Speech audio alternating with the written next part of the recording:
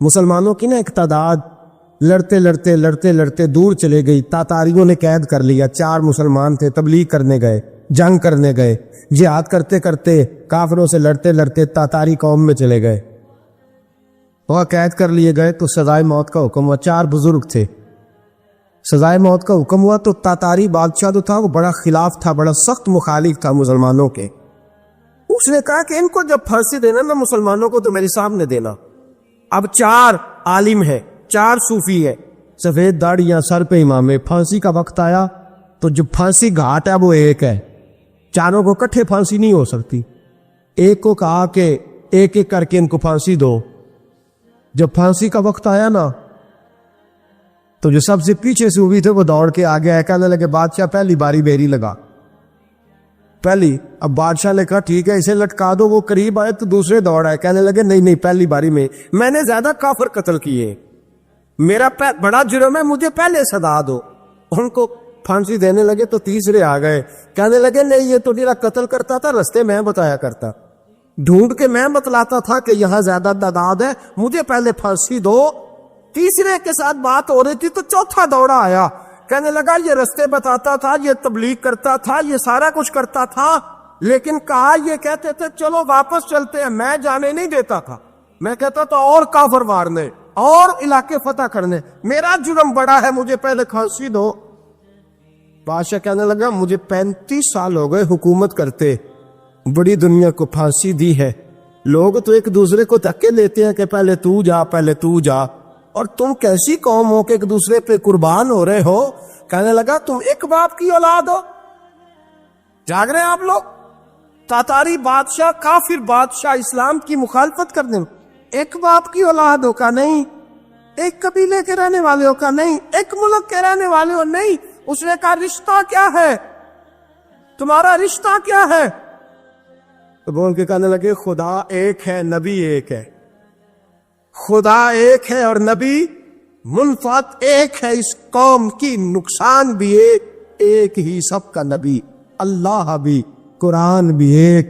کیا ہی اچھا تھا ہوتے اگر مسلمان بھی ایک, یوں تو سید بھی ہو, مرزا بھی ہو, افغان بھی ہو, تم سبھی کچھ ہو, بتاؤ کہ مسلمان بھی ہو. فرمایا ہمارا اللہ ایک ہے, نبی ایک ہے. تو کہا پھر ایک دوسرے پہ جان کیوں دیتے ہو؟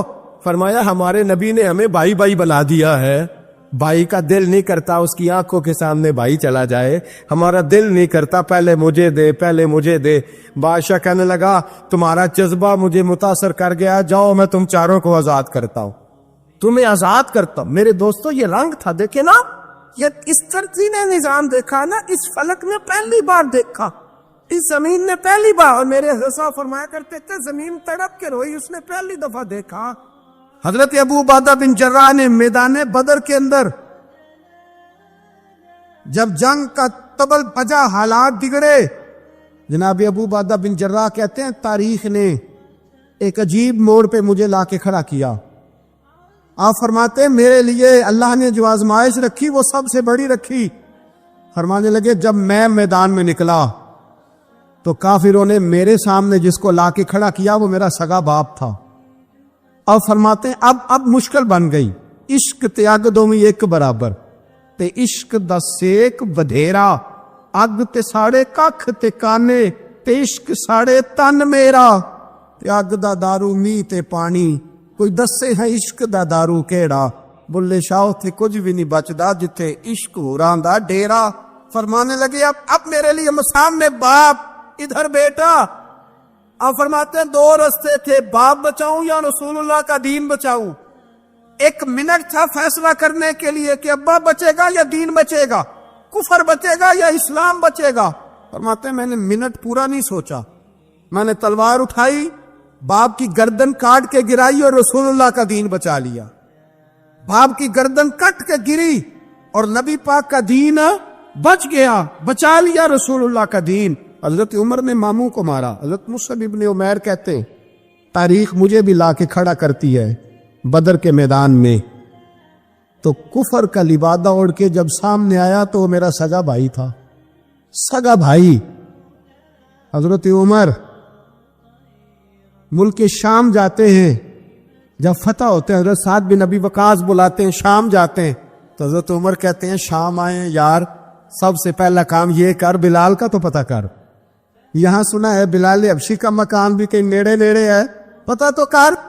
حضرت بلال حبشی حضرت سیدنا سعد کہنے لگے حضور بلا نہ لے. فرمایا نہیں, وہ مصطفیٰ کا غلام ہے تو میرا تو امام ہے, میں گھر ملنے جاؤں کا گھر رحماؤ بینہم. کالے رنگ کے حبشی غلام سیدنا بلال حبشی کو ملنے گھر گئے اور جناب عمر جا کے بیٹھک میں انتظار کرنے لگے, گویا ڈرائنگ روم میں بیٹھے انتظار ہونے لگا. جناب سیدنا بلال آئے تو حضرت عمر اٹھ کے کھڑے ہوئے. ملک شام کے لوگوں نے یہ منظر عجیب دیکھا کہ جناب عمر فاروق ایک حبشی کے لیے کھڑے ہوئے, اور جب کھڑے ہوئے تو حضرت بلال کہنے لگے عمر بیٹھ جاؤ, یہ کیا کر رہے ہو؟ حضرت سیدنا عمر رو پڑے, کہنے لگے بلال تو حبشی پہلے تھا, جب سے رسول اللہ کا غلام بنا ہے ساری امت کا امام بن گیا, ساری امت کا تو امام بن گیا ہے جب سے تو نبی پاک صلی اللہ تعالی علیہ وسلم کا غلام بن.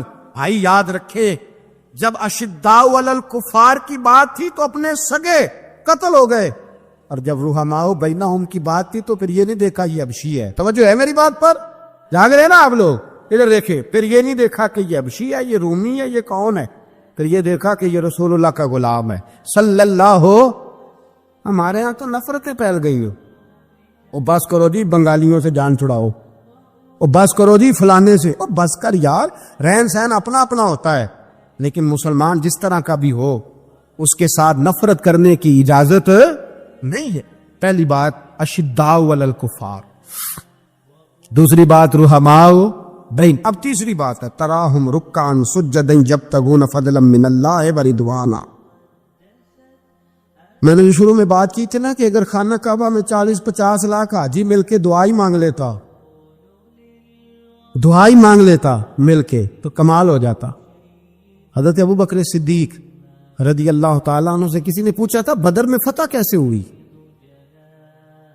اب بھی مسلمان کہتے ہیں نہیں جی کیسے لڑیں گے جی, ہمیں اپنا بڑا مسئلہ ہے. یہ کمزور لوگوں کی باتیں, کمزور جو خدا والے ہوتے ہیں ان کی یہ سوچ نہیں ہوتی. یہ آرزو کرم اور میں آپ سے کروں, یہ بھیک اس کو جی دیے جس کا خدا نہ ہو. یہ کمزور لوگ ہیں جو کہتے ہیں نہیں کیسے ہوگا, کس طرح ہوگا, جن کو پتا ہو کہ ہماری غیبی طاقت ہے.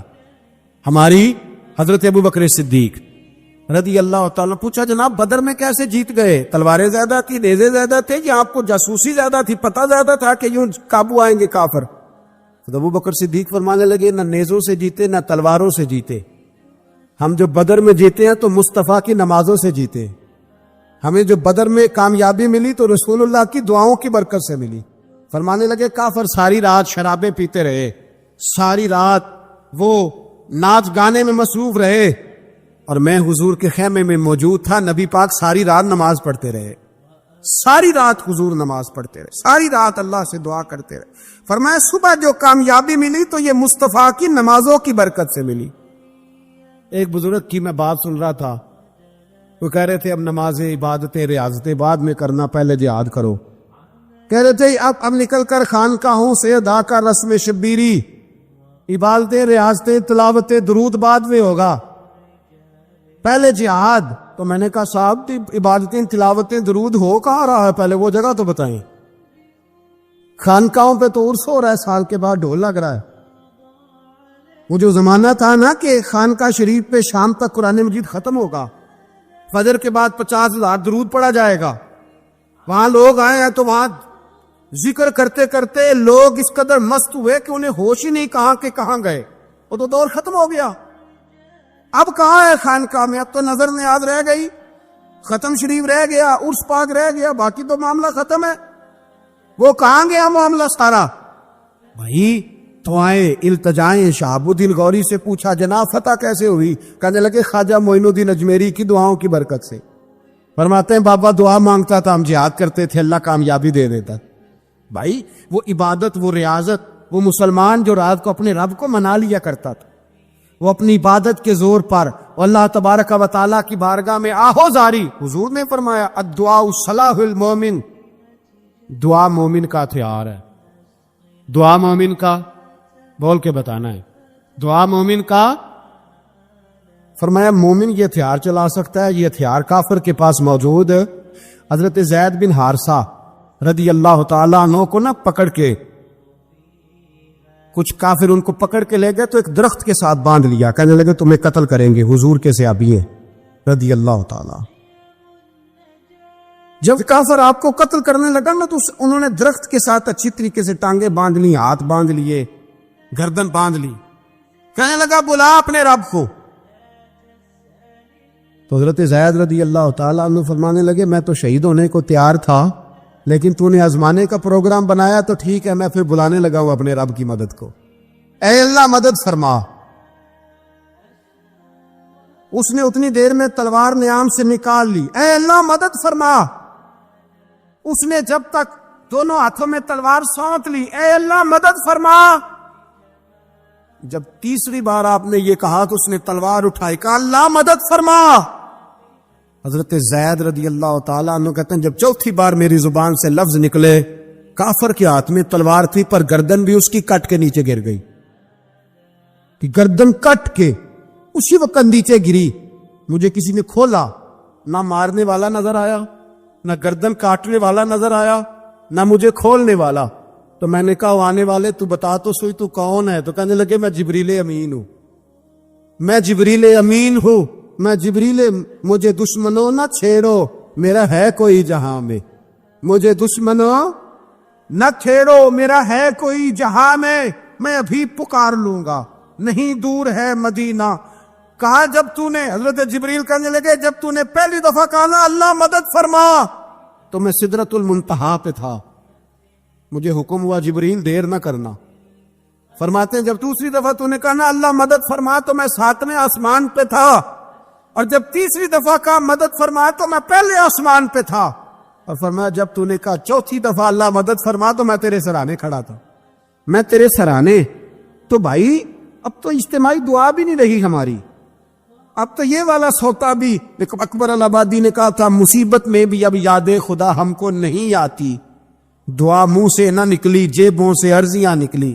اب بھی ہم کہتے ہیں کریں گے بات، سفیر کو بلائیں گے، ہم نے کہا ہے اس کو تو مان جائے گا وہ آپ کی بات؟ وہ بچے کاٹ رہا ہے تو اس کو گھر بلا رہا ہے۔ ابھی تک ایک اتنا سا سٹینڈ کہ ان کا جو دفتر ہے سفارت خانہ وہ بند کر دیا جائے، اتنی بھی توفیق نہیں ہوئی۔ کہتے ہیں ٹھیک ہے شور شروع ہو رہا ہے بس چپ کر دیں گے سارے۔ خدا را خواب غفلت سے اٹھو، بیداری حاصل کرو، اور کچھ نہیں ہو سکتا تو کھل کے دعا تو مانگو، ان کے لیے دعا تو مانگو۔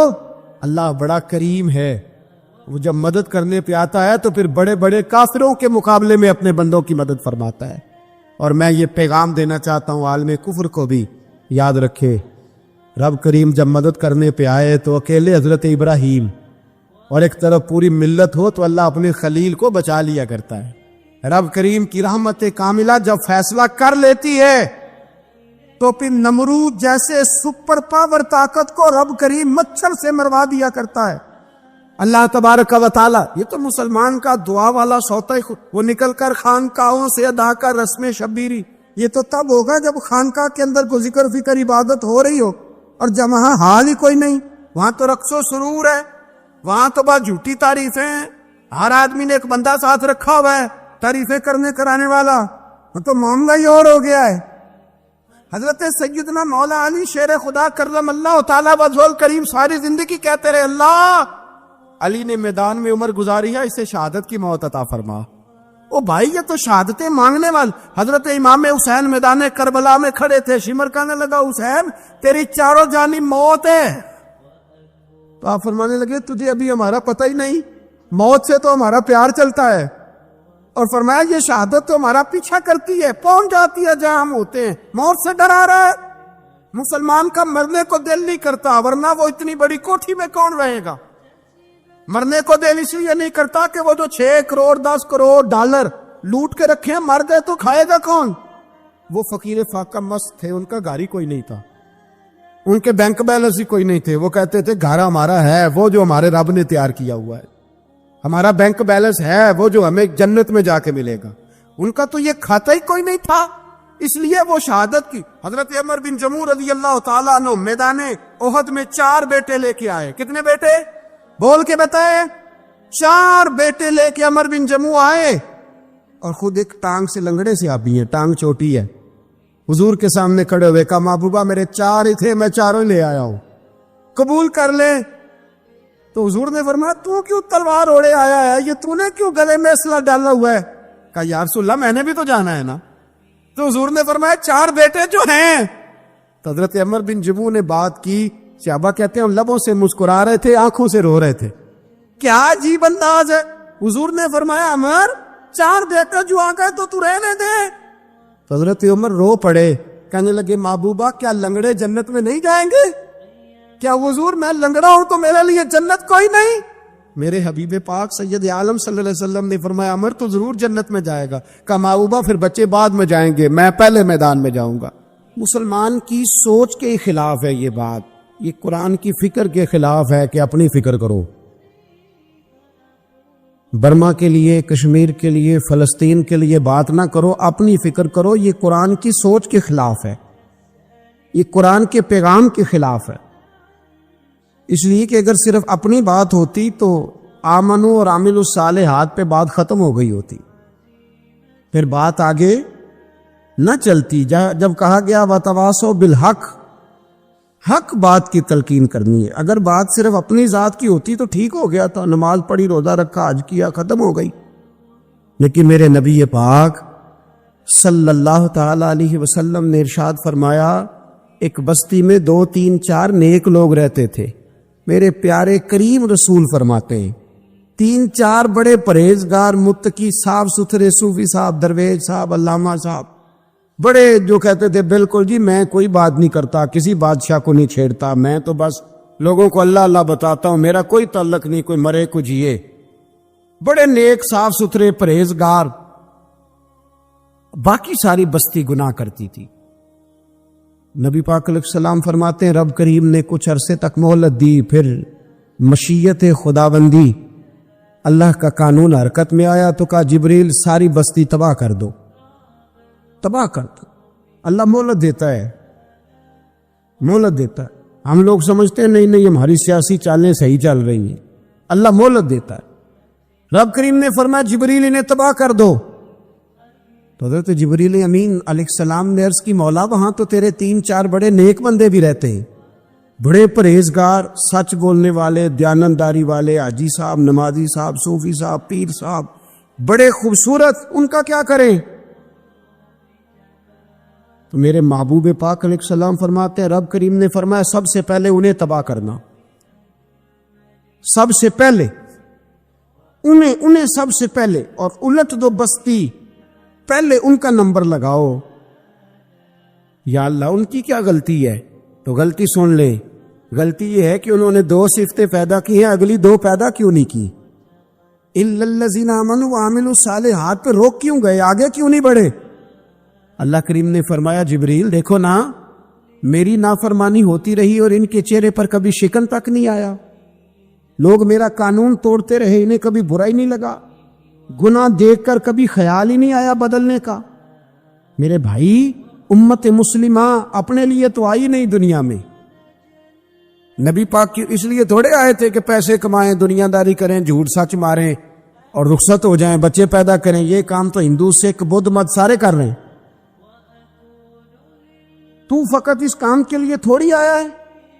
کنتم خیر امت اخرجت للناس, اللہ فرماتے ہیں میرے محبوب کے غلاموں تم بہترین امت ہو, میں نے تمہیں امتوں کے بھلے کے لیے پیدا فرمایا ہے, تمہیں لوگوں کی امامت کے لیے دنیا میں بھیجا ہے. اے نوجوان مسلم کبھی یہ تدبر بھی کیا تو نے, وہ کون سا گردو ہے جس کا ہے تو ایک ٹوٹا ہوا تارا؟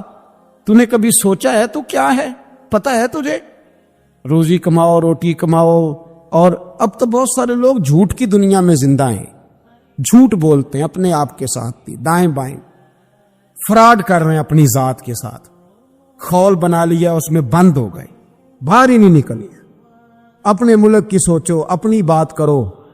علامہ اقبال نے پتہ کیا کہا تھا؟ اقبال نے, یہ سنو جو لوگ کہتے ہیں پہلے پاکستان, برما کے مسلمان بعد میں, کشمیر کے مسلمان پہلے سنو اقبال کیا کہتے. اقبال کہنے لگے ان تازہ خداؤں میں بڑا سب سے وطن ہے, ان تازہ خداؤں میں بڑا کون؟ وطن کی محبت ایمان کا حصہ، اس میں شک نہیں، لیکن اگر اسلام سے پہلے وطن آ گیا تو اقبال کہتے ہیں ان تازہ خداؤں میں بڑا سب سے وطن ہے، اور جو پیرہن اس کا ہے وہ مذہب کا کفن ہے۔ فرماتے ہیں جو وطن اوڑھ لیتا ہے اس نے اپنے مذہب کو دفن کر دیا۔ سب سے پہلے پاکستان نہیں، سب سے پہلے رسول اللہ کا دین ہے، سب سے پہلے قرآن ہے، سب سے پہلے نبی پاک کا فرمان ہے، سب سے پہلے امت مسلمہ ہے۔ ان تازہ خداؤں میں بڑا سب سے وطن ہے، جو پیرہن اس کا ہے وہ مذہب کا کفن ہے۔ اور اقبال کہنے لگے قوم مذہب سے ہے، مذہب جو نہیں تم بھی نہیں۔ قوم مذہب سے ہے، مذہب جو نہیں، کوئی نہیں سمجھ آ رہی آپ کو میری بات؟ قوم کس سے ہے؟ پاکستانی ہونے سے، پنجابی ہونے سے، سندھی بلوچی پٹھان ہونے سے؟ نہ، قوم مذہب سے ہے، اور مذہب جو نہیں تم بھی نہیں۔ یہ کیسے ہو سکتا ہے کہ مذہب نہ ہو اور بندہ زندہ رہے؟ یہ کیسے ہو سکتا ہے؟ بھائی کافر نے اصل میں جاگ ہی نہیں رہا، میں جاگتا ہی نہیں، میں جیب کی سوچتا ہوں، مسجد کی سوچتا ہوں، خانقاہ کی سوچتا ہوں، مدرسے کی سوچتا ہوں، دکان کی، سارا دن تو اس چکر میں لگا رہتا ہوں لوگوں کو ثابت کرنے میں کہ میں صحیح ہوں باقی غلط ہے۔ میں تو اپنی ذات کے خول سے اٹھ ہی نہیں رہا، اور مجھے یہ اندازہ ہی نہیں کہ لیبیا سارا کٹ گیا، مصر کے ٹکڑے ٹکڑے ہو گئے، مجھے پتہ ہی نہیں کہ شام، جس کے بارے میں میرے نبی پاک علیہ السلام نے فرمایا مکے اور مدینے کے بعد اللہ نے سب سے زیادہ برکتیں ملک شام میں رکھی ہے، اور حضور نے فرمایا جس نے ہجرت کرنی ہو وہ شام جائے۔ اتنا اعلیٰ ملک سارا کٹ گیا، 4,000 ہزار لوگ ایک ایک دن میں قتل ہو گئے، پر میرا گھر آباد ہے نا، کوئی حرج نہیں، وہ کٹتے ہیں تو وہ دور ہیں، کٹتے رہے۔ فلسطین میں ہمارے یہاں معراج کی محفلیں بڑی جم کے ہوتی ہیں، سارے لوگ پڑھتے ہیں سبحان الذی اسریٰ بعبدہ لیلا من المسجد الحرام الی المسجد الاقصی۔ انہیں پوچھو روز قرآن مجید میں مسجد اقصی کا نام لینے والوں تو مسجد اقصی کہتے ہو تو تمہیں اللہ کتنی نیکیاں عطا کرتا ہے، بتاؤ تو صحیح مسجد اقصی کدھر ہے؟ اور اب تو میری طرح کے مولوی آدھی حدیث سناتے ہیں، کہتے ہیں مسجد نبی میں ایک نماز پڑھو تو 50,000 کا ثواب، حرم شریف میں پڑھو تو 1,00,000 کا ثواب۔ مولانا حدیث یہاں سے شروع نہیں ہوتی، کھولو تو صحیح کنز المال، پڑھو مسند امام احمد بن حنبل، حدیث تو یہاں سے شروع ہوتی ہے۔ میرے نبی پاک نے فرمایا مسجد اقصی میں جس نے ایک نماز پڑھی 25,000 کا ثواب، اور میری مسجد میں جس نے ایک نماز پڑھی 50,000 کا ثواب، اور اللہ کے گھر بیت اللہ جس نے پڑھی 1,00,000 کا ثواب۔ مسجد اقصی کا تو ذکر ہی چھوڑ گیا ہے، کیوں؟ وہ مسجد جس کی طرف منہ کر کے 15 سال میرے نبی پاک نے نماز ادا کی، کس نے؟ بولیے گا 15 سال تک، 2 ہجری میں 13 سال مکے میں، 2 سال مدینے میں، مسجد اقصی کی طرف جدھر منہ کر کے تیرے اور میرے رسول نماز پڑھتے رہے۔ آج وہ مسجد یہودی کے قبضے میں ہے، کئی جمعے تالا رہتا ہے، وہاں نماز نہیں پڑھنے دی جاتی۔ مجھے کیا لگے اس بات سے، میری مسجد میں تھوڑی لگا ہوا ہے۔ ایسی ہوا چلی ہے کہ ہر شخص سوچتا ہے تمام شہر جلے بس ایک میرا گھر نہ جلے۔ بھائی یہ وہ دور ہے جس دور میں ذرا سی بھی کسی شخص کو تکلیف ہوتی ہے تو عالمی میڈیا پہ بات جاتی ہے، موبائل جیبوں میں فوراً تصویریں کیش ہوتی ہیں۔ میں اور آپ، ہمارا اس قوم سے تعلق ہے جس قوم کے بچے کٹ گئے، ذبح ہو گئے، عورتوں کے پستان کاٹ کے برما کے بدھوں نے ان کے کباب بنا کے کھا لیے، چھوٹے چھوٹے بچوں کی لاشیں انہوں نے لٹکا ڈالی، اور یہاں میں حکومت کی کیا بات کروں، یہاں کسی سیاستدان کو مکھی کاٹ جائے تو ہمارے پھٹے آباد ہو جاتے ہیں بحث کرنے کے لیے۔ ہمارے اپنے لوگ، عام آدمی نہیں بات کرتا، عام آدمی نہیں نکلتا، عام شخص کو فکر ختم ہو گئی۔ وہاں میری بھائی سب سے بڑھ کر بہترین مسجد کے خطیب امام حسین تھے۔ مسجد نبی سے بڑی بھی کوئی مسجد ہوگی جس ممبر پر رسول پاک بیٹھ کے خطبہ دیا کرتے تھے، اور میرے مصطفیٰ کے آستانے سے بڑا بھی کوئی آستانہ ہوگا جس کی سجادگی امام حسین کے پاس تھی۔ کہتے ہیں ہمارا کیا تعلق، ہمیں کیا لگے، جو مرضی ہوتا پھرے، امام علی مقام آرام سے مسجد نبی میں بیٹھے تھے، زمانہ پوری دنیا سے جاتا تھا، ہاتھ چومتا تھا، قدموں میں بیٹھتا تھا۔ اتنے بڑی عظمت والی بھی کوئی شخصیت ہوگی جس کے رگوں میں رسول اللہ کا خون دوڑتا ہے، جسے حضور اپنی زبان مبارک اس طرح وہ چوسا کرتے تھے جیسے عرب کے لوگ پیاس کے عالم میں کھجور چوسا کرتے تھے۔ اتنا بڑا بھی کچھ شخص تھا، لیکن جب دین پہ کڑا وقت آیا تو حسین نے مسجد کی خطابت نہیں بچائی، آستانہ نہیں بچایا۔ امام علی مقام نے کہا کوفہ لٹتا ہے تو لٹتا رہے، دمشق میں فساد ہوتا ہے تو ہوتا رہے، وہ ملک شام کی بچیاں رو رہی ہیں تو روتی رہیں کہ ہم پہ یزید قابض ہو گیا، میری مسجد آباد ہے، کافی ہے نا۔ امام حسین نکلے اور نکل کے کہنے لگے جنت البقیع والی جگہ پہ کھڑے ہو کے، یا رسول اللہ میں جا رہا ہوں اور آپ کے لیے جا رہا ہوں، اس لیے کہ مجھے اس شام کو بچانا ہے جس شام میں رسول اللہ کا کلمہ پڑھنے والے لوگ بستے ہیں، مجھے کوفہ، دمشق، مصر کے لوگوں کو بچانا ہے۔ نانا تیرے کرم کے خزینے کی خیر ہو، میں جا رہا ہوں تیرے مدینے کی خیر ہو۔ نکل کھڑے ہوئے امام علی مقام، میدان میں نکلے، کس کے خلاف؟ کون تھا یزید؟ مسلمان تھا۔ اس وقت تک تو سب نے مسلمان لکھا ہے، جس نے کافر کہا شہادت امام حسین کے بعد کا جرم کیا تھا؟ میری گردن جھک جاتی ہے جب میں یہ بات کرتا ہوں، ایمانداری سے کہہ رہا ہوں، جوش خطابت نہیں، میری گردن جھکتی ہے جب میں یہ لفظ ادا کرتا ہوں۔ امام علی مقام اس شخص کے خلاف نکلے، سارے خطبے امام حسین کے پڑھ کے دیکھو۔ امام حسین نے فرمایا یزید شرابی ہے، شرابی مسلمانوں کا حکمران ہو سکتا؟ آپ نہ بولیں بے شک، پر بات تو سچی ہے نا۔ امام حسین نے فرمایا شرابی کو ووٹ دیا جا سکتا؟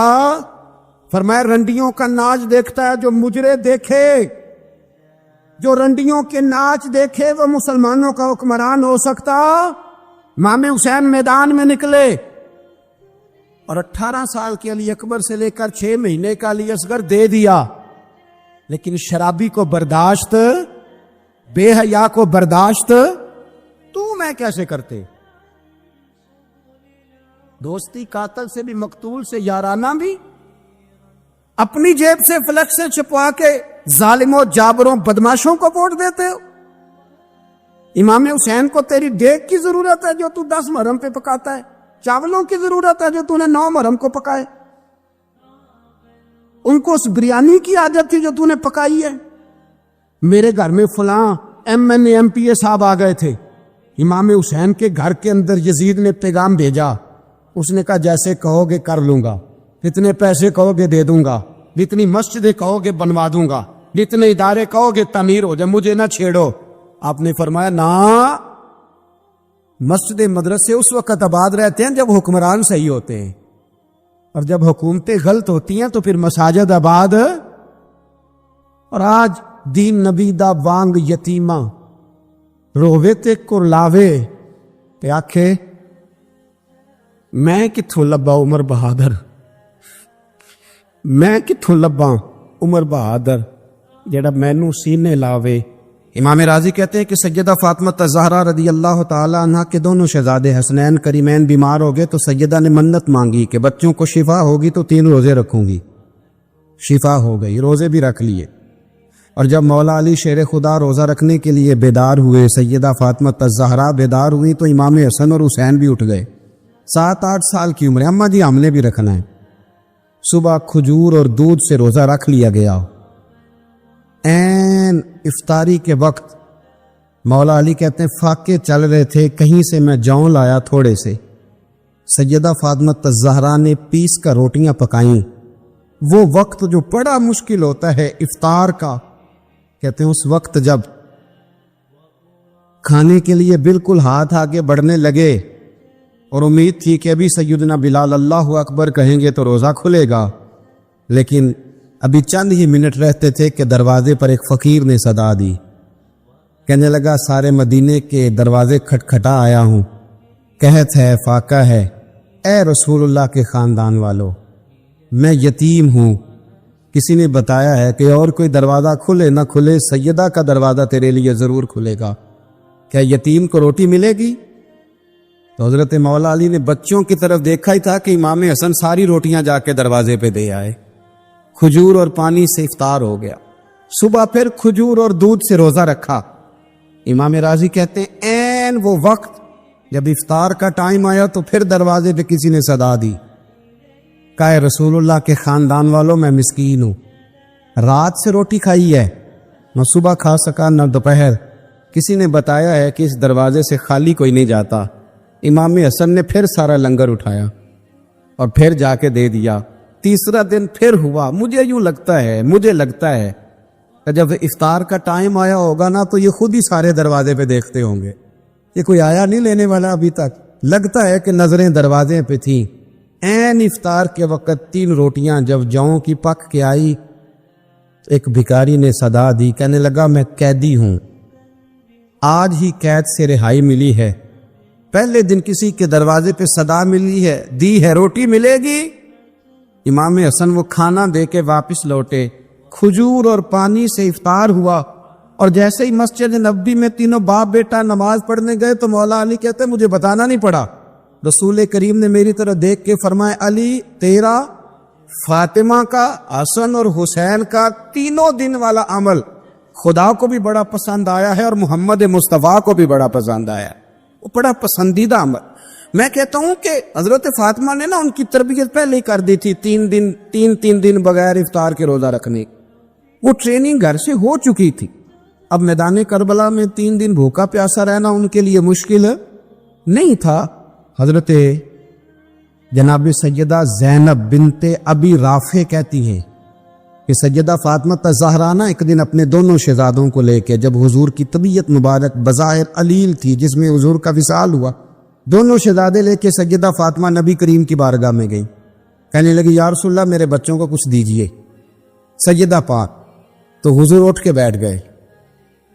اس کندھے سے امام حسن کو لگایا اور اس سے امام حسین کو لگایا اور فرمایا فاطمہ یہ جو میرا حسن ہے نا اس کو میں اپنی ہیبت اور سرداری دیتا ہوں, اور فرمایا یہ جو میرا حسین ہے نا حسین کو میں اپنی جرت اور سخاوت دیتا ہوں.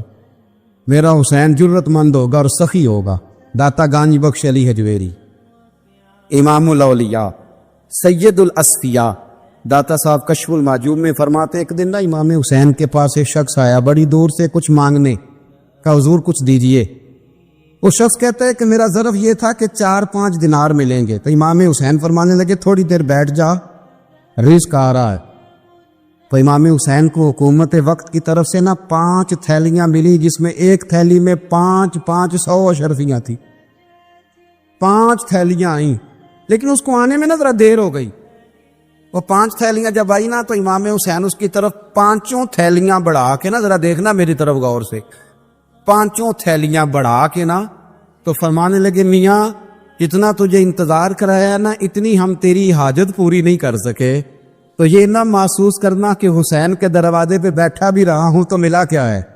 یہ نہ محسوس کرنا. وہ شخص کہتا ہے جب میں نے وہ تھیلیاں کھولی اور پھر میری نظر امام حسین پہ پڑی تو میرے اندر سے آواز آئی اگر حسین ابن علی اتنے سخی ہیں تو محمد عربی کتنے سخی ہو. اگر یہ معیار ان کا ہے, ان کا یہ معیار ہے, اور خود بھیک دیں خود ہی کہیں منگتے کا بھلا ہو. خود کہنے لگے جتنا انتظار کرایا ہے اتنی تیری مدد کر سکے.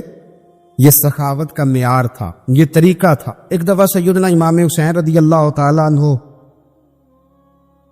کے گھر کے اندر نا 5000 دینار آئے. مسجد میں تھے, آپ کو 5000 دینار ملے تو امام زین العابدین کہتے ہیں کہ مسجد سے لے کر گھر آنے تک امام حسین نے 5 کے 5000 اللہ کے رستے میں خیرات کر دی. فرماتے میں نے کہا ابا جی 5 دینار کی گھر میں ضرورت تھی, مالاں والے سخی نہیں ہوندے تے سخیاں کل مال نہیں ہوندا, ایتھے اوتھے دوویں جہانی سخی کنگال نہیں ہوندا.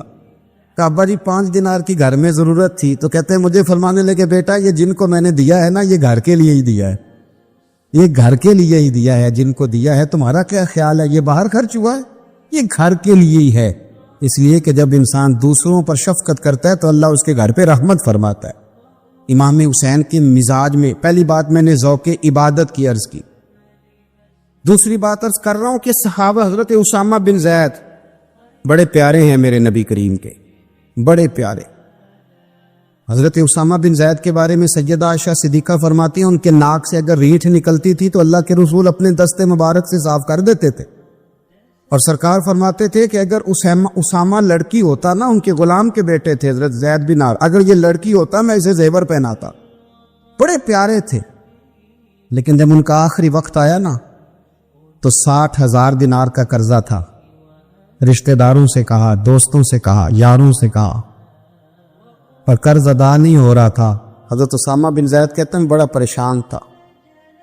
جب حد ہو گئی نا تو حضرت اسامہ بن زید فرمانے لگے جاؤ کوئی حسین ابن علی کو خبر کرو، ان سے کہو میں نا غلام ہوں آپ کے نانا کا، اور مقروض دنیا سے چلا گیا تو کیا بنے گا۔ امام حسین کو خبر ملی تو دوڑے آئے۔ لاجپال اس پیر کو نہیں کہتے جو تگڑا نذرانہ لے کے تو ماتھا چوم لے، لاجپال تو اس کو کہتے ہیں کہ جب ضرورت پڑے تو وہ سر پہ موجود ہو۔ حضرت سیدنا امام حسین تشریف لائے تو جناب اسامہ بن زید رو پڑے، کہنے لگے حضور میں نے نا غلامی کی ہے آپ کے نانا کی، اور اس غلامی پہ ناز ہے، اب 60,000 دینار کا قرضہ لے کے دنیا سے جاؤں گا تو میری قبر پہ بوجھ رہے گا۔ امام حسین خادم کو بھی کہہ سکتے تھے جاؤ گھر پیسے پڑے ہیں لے آؤ، امام حسین خود گئے، چادر روڑ کے تو اس کی اوٹ میں بکل میں 60,000 دینار چھپا کے لائے، اور جناب اسامہ بن زید کے سامنے رکھ کے کہنے لگے اسامہ یار پیسے رات کو ہی آئے تھے، میں سوچ رہا تھا مجھے تو ضرورت نہیں، اللہ نے کس کا نصیب میرے گھر میں بھیج دیا، مجھے تو حاجت ہی نہیں تھی، اب پتہ چلا پیسے تیرے تھے، اللہ نے حسین کی ڈیوٹی لگائی ہے کہ جا کے دے آ۔ حضرت اسامہ بن زید رو پڑے، فرمانے لگے اللہ آپ کو بہترین صلہ عطا فرمائے۔ امام بڑا ہی پیار کرتے تھے۔ گھوڑے پہ جا رہے تھے، کچھ فقیر غریب لوگ بیٹھ کے روٹی کھا رہے تھے، کہاں رہے تھے؟ سڑک کے کنارے۔ تو امام زین العابدین فرماتے ہیں کہ جب امام حسین گزرے تو انہوں نے آواز دی حضور دل کرتا ہے ہمارے ساتھ بیٹھ کے روٹی کھائیں۔ کائنات کے مالک و مختار کے نواسے اور دنیا کے سب سے بڑے شہزادے گھوڑے سے اترے اور غریبوں کے ساتھ سڑک پہ بیٹھ گئے، روٹی کھانے لگے اور دیر تک کھاتے رہے، اور جب فارغ ہو گئے تو فرمانے لگے کھانے کی ضرورت بھی نہیں تھی، حاجت بھی نہیں تھی، پر تم نے آواز دی تو دل رکھنے کو بیٹھ گیا تھا، اگر اجازت دے تو چلا جاؤں۔ یہ مزاج تھا، یہ طبیعت تھی۔ آپ کے ایک بھائی ہیں چھوٹے، حضرت محمد بن حنفیہ نام ہے، حضرت مولا علی شیر خدا رضی اللہ تعالیٰ عنہ کی دوسری بیوی سے۔ ایک دن حضرت امام حسین ان کے گھر میں بیٹھے تھے تو کسی بات میں نا اختلاف رائے ہو گیا، تو امام علی مقام ناراض ہو گئے، فرمایا آج کے بعد تیرے گھر نہیں آؤں گا، رومال اٹھایا چلے گئے۔ لوگوں نے حضرت محمد بن حنفیہ رضی اللہ تعالیٰ عنہ سے کہا حسین تو ناراض ہو گئے، کبھی نہیں آئیں گے۔ آپ فرمانے لگے بھائی تمہارا ہے کہ میرا؟ جی بھائی تو آپ کے ہیں۔ فرمایا اگر کہو تو چند منٹوں میں حسین واپس آئے۔ جناب ناراضگی ہو گئی ہے۔ فرمایا ناراضگی ہوئی ہے پر میں اس کے دل کی نرمی کو تو جانتا ہوں نا، اس کے مزاج کے اندر جو محبت ہے اس سے تو ابھی آئے۔ کہ جناب وہ کیسے؟ فرمانے لگے دیکھنا ذرا۔ تو امام حسین نے خط لکھا، حضرت محمد بن حنفیہ نے رکا لکھا، کہنے لگے حسین میرے باپ کا نام بھی علی ہے اور آپ کے باپ کا نام بھی علی ہے، پر ایک فضیلت ایسی ہے جس میں آپ کا مقابلہ نہیں کر سکتا، وہ یہ ہے کہ آپ سیدہ فاطمہ الزہرا کے لال ہیں، اب محمد مصطفیٰ علیہ السلام کے نواسے ہیں۔ کہنے لگے بھائی جان آپ نے نانا جان کی وہ حدیث تو سنی ہوگی کہ دو لوگ ناراض ہو جائیں تو جو صلح پہلے کرے جنت میں پہلے جائے گا۔ فرمانے لگے دل میرا کر رہا تھا کہ پہلے صلح کر لوں، لیکن پھر بڑے بھائی کو پشت کروں گا جنت میں جاتے ہوئے، یہ بھی تو بے ادبی ہے نا۔ اب خط میں نے لکھ دیا ہے، آپ کا جو ارادہ ہو۔ امام حسین نے خط پڑھا تو آنکھوں میں آنسو آ گئے، پھر سے رومال اٹھایا۔ بچے پوچھنے لگے کہاں جا رہے ہیں؟ کہا بھائی کے گھر جا رہا۔ کہا آپ تو ناراض تھے؟ فرمایا تھا ناراض پر ہے تو میرا بھائی نا، ہو گئی بات ختم۔ بڑی دل میں نرمی، طبیعت میں سوز، لہجے میں گداز۔ حضرت امیر معاویہ رضی اللہ تعالیٰ عنہ نے ایک شخص کو بھیجا مدینہ منورہ شان سے، تو اس نے کہا میں نے امام حسین سے ملنا ہے، تعارف کیا ہے؟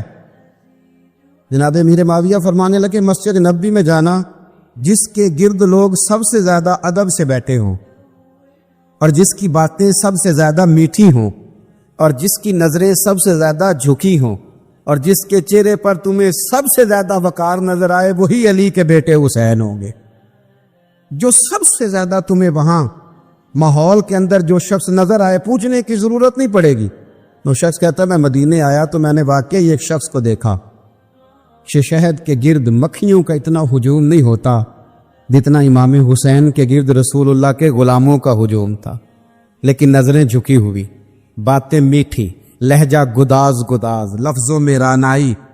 اور لوگ کئی باتیں پوچھتے تو علی کے صاحبزادے ایک آدھ جملہ بولتے تو لگتا یہ کہ وہ جملہ سیدھا دل میں اترتا چلا جاتا ہے. امام علی مقام کے کردار میں نا کچھ باتیں بڑی زیادہ تھیں، بہت زیادہ تھیں، بڑا حسن تھا. ایک بات تو یہ تھی امام حسین رضی اللہ تعالیٰ عنہ کا علم و فضل بڑا کمال کا تھا.